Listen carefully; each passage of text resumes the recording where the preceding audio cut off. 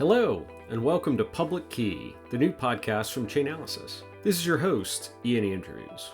On today's episode, I'm joined by Pelle Brændgaard, who is co-founder and CEO of Notabene. We'll discuss something called the travel rule and how this regulation is changing the crypto industry. We also talk about consumer protection, private wallets, and the Sunrise Challenge. Please note, Notabene is a Chainalysis partner. And if you enjoy the content in this podcast, then you should absolutely join us in person May 18th and 19th for the Chainalysis Links Conference in New York City. We'll bring together leaders and experts from all parts of the cryptocurrency ecosystem for beginner to advanced content on DeFi, NFTs, Web3, crypto crime, compliance, and risk management. To register, visit the URL linked in the show notes. And now, on to my discussion with Pelle. Fascinating guest, Pelle Brændgaard, CEO of Notabene, is joining us today. Pelle, welcome to the show. Thank you very much. I appreciate you just landed on a flight from the US back to Europe, so we will not try and pepper you with any super hard questions, but maybe a softball even to start. I personally fascinated with people's crypto origin story, how you got into crypto. In your case, my other big fascination is founding origin stories. So people that start companies, to me, I could listen for hours to that topic. Maybe in your case, we have a crypto and a company origin story all in one. How did you come to crypto and how did you decide to found Notabene?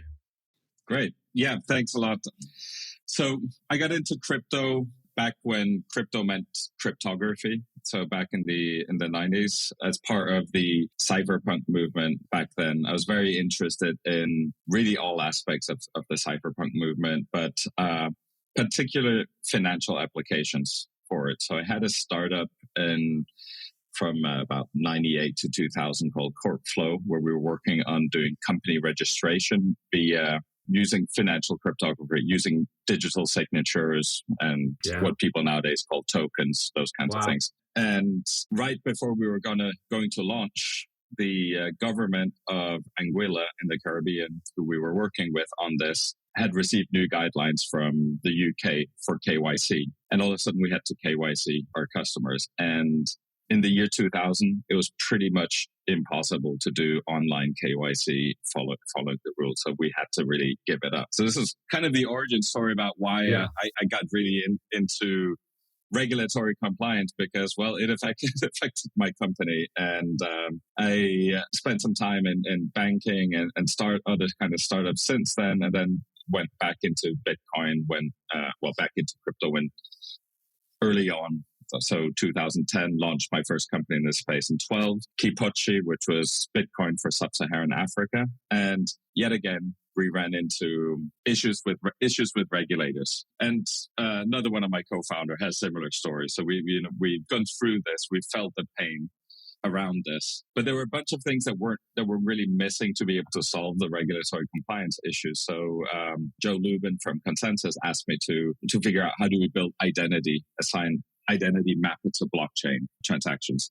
So we spent a lot of time, 4 or 5 years building Uports, and that's where I met my founding team. And Uport is just really it's a protocol for mapping identity data privately to public blockchain data. Then when FATF, the Financial Action Task Force, came out with the first version of their guidelines for virtual assets or crypto in 2019, we were actually quite excited by some of the requirements, what this meant for the crypto industry. The new requirements were really needed to get crypto into mainstream. I mean, really into mainstream, not just people investing, but using it for paying for coffee, paying salaries, all of these kinds of things. So we were excited to attack the travel rule, which is one of the key aspects of it, which is really all about counterparty verification. So our team, my founding team, there are 4 of us, we started Notabene then, so about 2 years ago. You know, it's interesting. I joined Chainalysis January of 2020. So I think really just as you all were getting going. And I also started my career in the early 2000s. I worked quite a bit on the U.S. Department of Defense public key infrastructure as they were rolling out digital certificates for identity verification and email signing and encryption. And so that comment about I've been in crypto since it meant cryptography, not cryptocurrency. I can appreciate that at a personal level. But when I got to Chainalysis at the beginning of last year, everybody was talking about this thing called the travel rule. And I've had this experience I wake up every day and I learn about something that I didn't know existed yesterday. And so I've got this habit of, writing down words and then Googling them later so that I don't go to my next meeting looking like I don't know what I'm talking about. Travel rule was one of the first ones that I wrote down because it's not intuitive, the name. At first I was like, is this some sort of like, if I want to travel with my Trezor or my Ledger wallet, like cross border, I'm supposed to report it? That didn't seem right. So maybe you could give us sort of the highlights of what did that 2019 guidance from the Financial Action Task Force describe and what is contained in this thing that I think we colloquially call the travel rule? Good question. And I agree. The travel rule is really the worst possible name for what this is. The travel rule is we are a travel rule service provider, and I wish we didn't have to, we could move on to another term than travel rule. But the travel rule is really a set of rules that comes from traditional payments, from traditional banking. It's actually also known as FATF's wire transfer rule, recommendation 16. And banks have implemented this for many years. And it's really about giving financial institutions the tools to collaborate together to verify each other's customers. So it's about verifying the counterparty to a transaction. And this is true whether it's via SWIFT or whether it's a USDC transaction or Bitcoin. People sometimes misunderstand like this idea with the travel. I mean, it's called the travel rule because there's some information that in theory travels along with the transaction. Honestly, I have no idea who came up with the name. It just doesn't make sense at all. So it's not a digital passport for my digital assets. We can kind of take that off the board. It's much more about information going along with the transaction so that the participants of the transaction kind of understand the counterparty. Is that a fair way to summarize? Yeah, that's basically it. Yeah, naming things is hard. I think in this time, the performance may have been even less successful than in other cases. Now, like I mentioned, I've been hearing about travel rule from all around the world pretty much constantly. You launched the company kind of in response to that new guidance from FATF in 19. Tell us a bit about Notabene today. How big's the team? Who are you working with? I get the sense you're everywhere at this point from what I see online. Yeah, we are currently, let's see how many people we are now, 26 people. And we're growing, we're hiring, notabene.id/jobs. Please have a look if you're interested to join an exciting new company. We're a very global team. We're fully remote.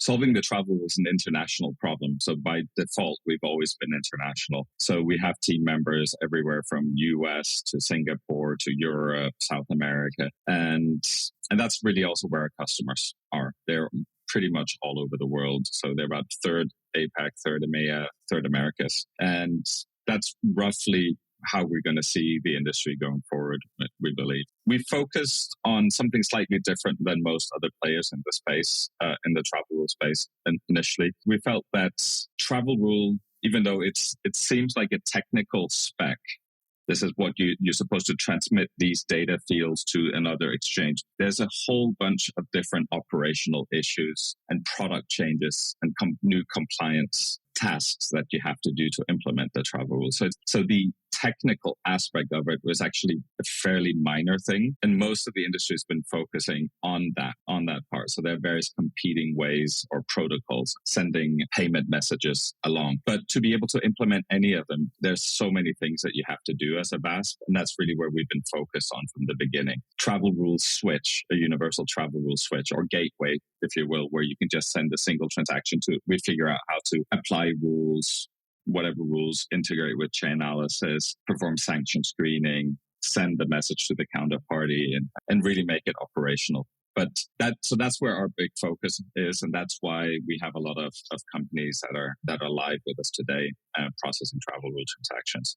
Where many of the technical protocols, they were very focused in different levels of technical weeds and not really on the operational aspects. So it's become very difficult for them to go live in many cases. Oh, I have a bunch of questions here. So our listeners and I understand this clearly. FATF said to everybody that's considered a virtual asset service provider or a VASP, that for most transactions above a certain threshold, anytime a digital asset is transferred out of one VASP to another VASP, that counterparty information needs to be recorded and shared alongside the transfer. Is that a reasonable summary? Did I miss anything there? That's the technical implementation from it, but that doesn't really cover the reason why they want you to do that. And I think this is where a lot of people miss out on. The travel rule gives the VASP the tools to be able to, first of all, perform proper record keeping so they can answer law enforcement requests in the future. Secondly, sanction screen counterparties, like the name, not just the blockchain address, but the actual name, which wasn't really possible before. So that's the primary reason for the travel rule that it exists.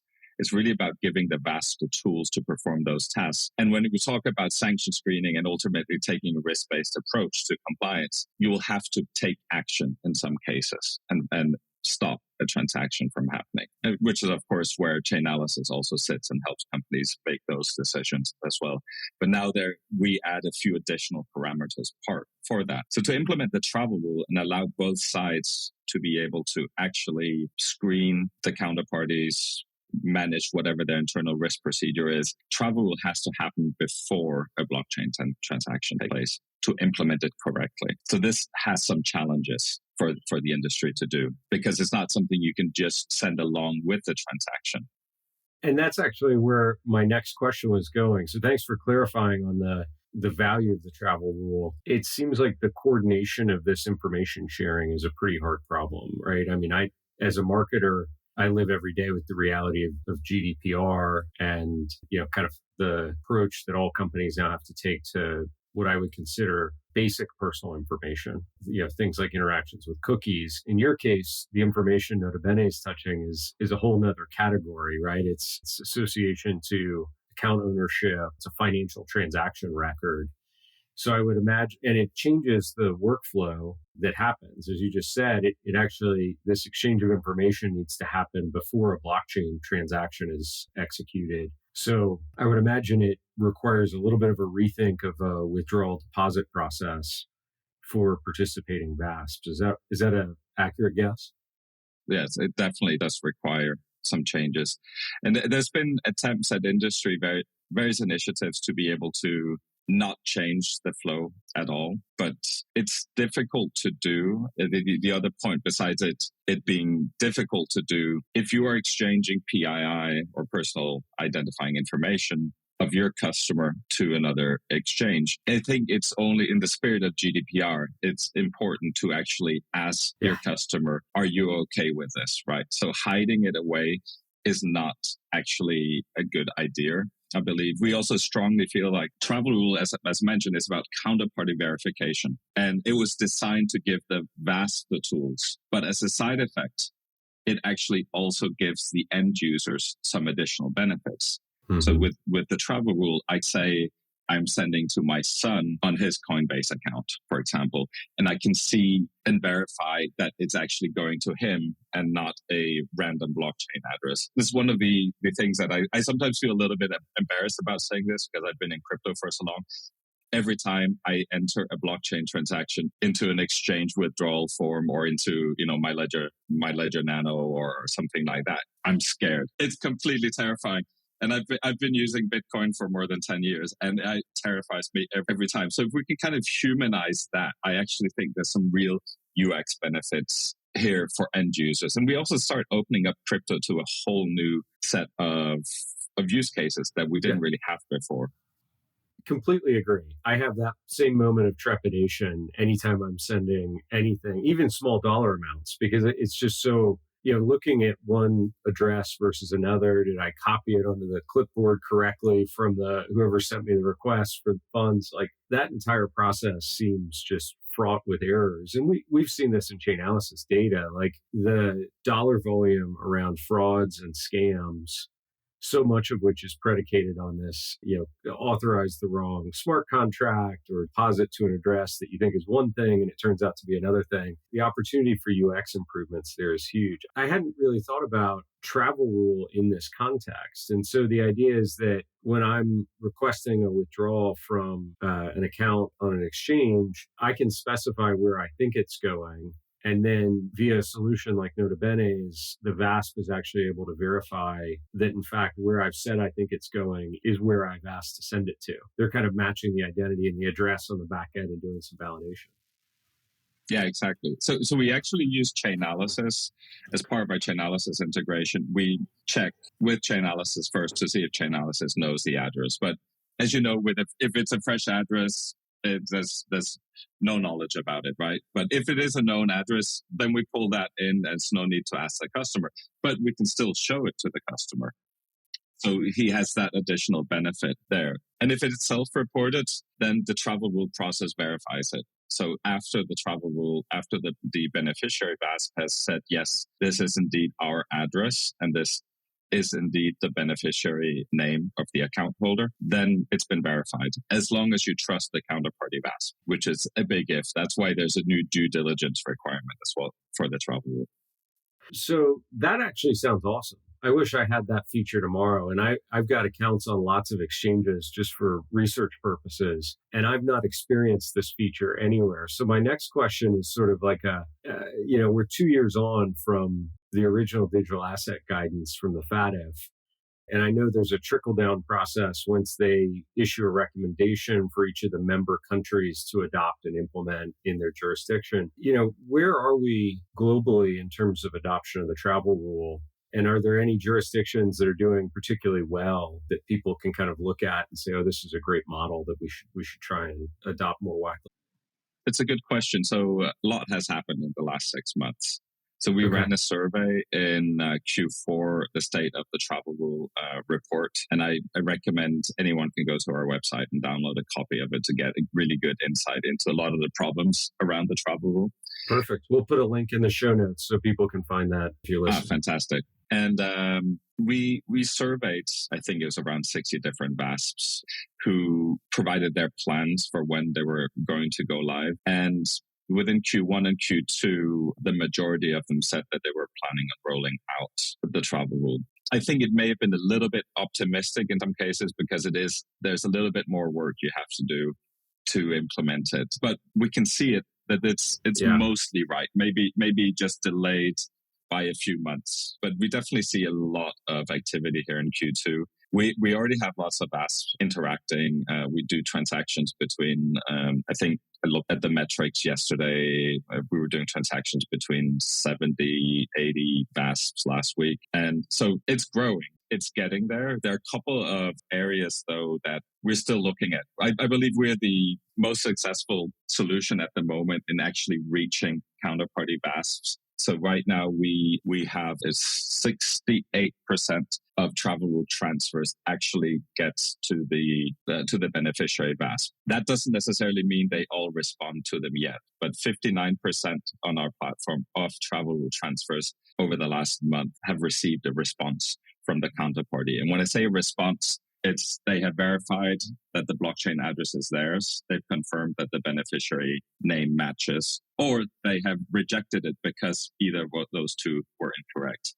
And I'm glad to see rejections. Rejections doesn't sound nice and happy, but it actually means that the process is working, which is fantastic. No, that's amazing. So that's 2 out of every 3 transactions that are hitting your platform are receiving a response. That's actually quite a bit higher than I realized. That's going to feel like tremendous progress. Yeah, it's really great. And another interesting point is that, we spend a lot of time doing reach out to large beneficiary VASPs, and we have VASPs integrating all over the world, even in countries without a strict travel rule requirement yet. And some of the VASPs that respond and do a good job are actually large VASPs that, again, they don't have that requirement just yet. So, for example, everyone asks, what's Binance doing? For example, Binance actually responds to roughly 100% of transactions from our customers, and they do a great job on it. They reject wrong beneficiary names, wrong addresses. They actually implement it correctly. We have the data to prove that. So I'm really excited to see that. Of course, they're not the only one, but this is one that everyone's always worried about. So we're helping a lot of exchanges implement. If they have the requirement themselves, that's when it's most urgent to roll out. We have VASP in Canada, US, Europe, APAC, actively sending transactions today. And we've really taken a very proactive way of getting out, making sure beneficiaries understand what they should do, how to respond to it. And we're really hoping to get to a over 90% response rate by the end of the year. Well, that's amazing progress. And I guess thinking about it, given the distribution of transaction volume, there's a handful of exchanges that drive an outsized amount of volume. You mentioned one of them. There's probably two or three others that account for sort of very large portion of transactions. I have to imagine once they standardize on this, at some point they make it a requirement, and then the long tail who've maybe not invested the time or effort into supporting the travel rule, they have no choice but to adopt, right? Once you've kind of gotten the bulk of the market, it becomes a de facto requirement just to participate in the cryptocurrency ecosystem. Yeah, that's the intention also of FATF and the national regulators who are implementing it, is that it is a requirement for VASP to do this. And if it is a requirement for VASP to implement it, then VASP in other jurisdictions, they either have to implement it regardless of what their own jurisdiction says, or probably lose out on transaction volume. Yeah, you become isolated at some point. So maybe on the other side of this, there's a legislative blueprint that I think is winding its way through the European Parliament right now, and I'm sure you're familiar with it. It looks like to me as a layperson that they want to expand the scope of where travel rule is applied, because I think today it's a few thousand euros or dollars, depending on the jurisdiction, where you need to send this accompanying information with transfers. It sounds like the European Parliament is aiming to have this applied to every transfer. Is that the correct interpretation? And kind of like, what's your perspective on this approach? Yeah, it is what they are planning on doing. They're not the only country to have this. So Singapore, for example, already has a $0 threshold with some varying data requirements, but there are quite a few countries that are taking this approach. And from our customers' point of view, what we hear from most is that it's actually easier if it's the same process for all transactions. But that's not everyone's viewpoint. We allow people to really apply your local rules, but it is something to also think about, that if you are implementing it, let's say you're in the US with a $3,000 limit. Once the EU have this rule, you should really send the travel rule data along according to your beneficiaries regulation as well. There's some disagreement on that, but just looking at most national rules, that's what you would have to do. So if I'm based in the US, transferring to you an account that you have hosted within the EU region, my sending VASP would have to apply the destination threshold, which if EU passes the current proposed regulation would bring that down to zero effectively. Even if the threshold in the US is a $3,000 minimum, they would be obliged to apply the EU level. That's how we see that the local regulators would take this. We'll see if the reality of it, the practicality of this also takes out, if it works that way as well. But we help companies kind of reconciliate the different rules to make it easy to figure out what you should and should not do. And we also help filter the PII, so only the required PII gets sent along. Again, there are different countries have different requirements for what needs to be sent along. I was reading about some regulation that FinTrack in Canada has rolled out, where I think they've applied this even more broadly, because the travel rule guidance from FATF in 2019 was between virtual asset service providers. It didn't touch on this topic of self-custody or unhosted wallets. But I think in Canada, it's now a requirement for any transaction, even if you're sending it to a self-hosted wallet, the originating VASP is obliged to collect beneficiary information. Have I read that correctly? Yeah, I believe that's true. I would have to double check with our experts on that, but I believe that's true. That's also part of the new EU rules. And we believe the same thing will be required in the US. I mean, FinCEN has already warned that this was going to be a requirement. FATF included that information as well. When it comes to unhosted wallets, it's a tricky thing because, do you verify ownership or do you just collect but not verify ownership? And that's where different regulators have take different stances on it.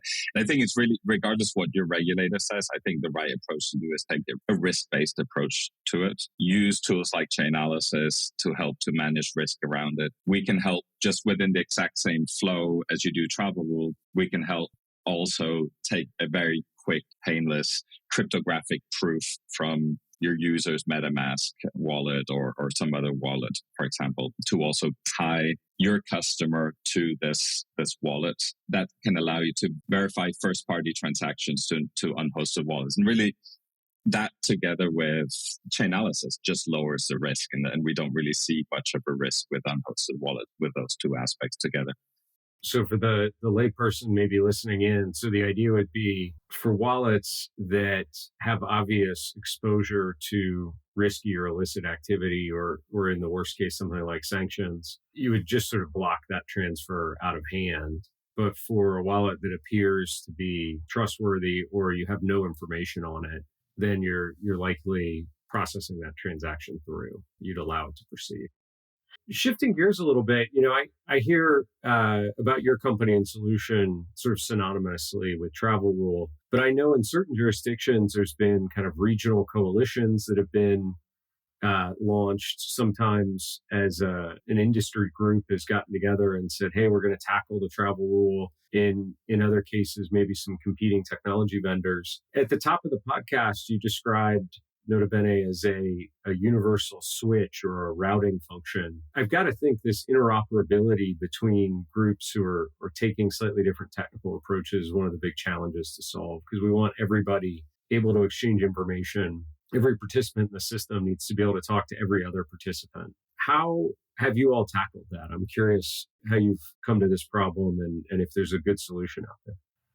Yeah, it's a complicated issue to solve. So our initial vision was that we would just be protocol agnostic. So we have essentially an abstraction within our system for dealing with all the different potential states of a travel rule transaction, and that can be mapped easily to all the different protocols. So from a technical level, it's relatively simple to do. I think the more complex part, particularly with some of the more regional groups, is that a lot of them have taken the approach of closed networks. So it's very much a closed membership. I mean, we work with them and will happily help them get interoperable, but we think it goes a little bit against kind of the open nature and history and philosophy of crypto to have closed networks. We always prefer to push for open protocols, open standards, ways of interacting together. There's also large philosophical differences between many of these protocols. Many of them have taken different stances on what's really important to them as a protocol. I've been working with identity standards and protocols, those kinds of things, outside of travel rule for many years, and you often see that there's one group that the most important thing is this.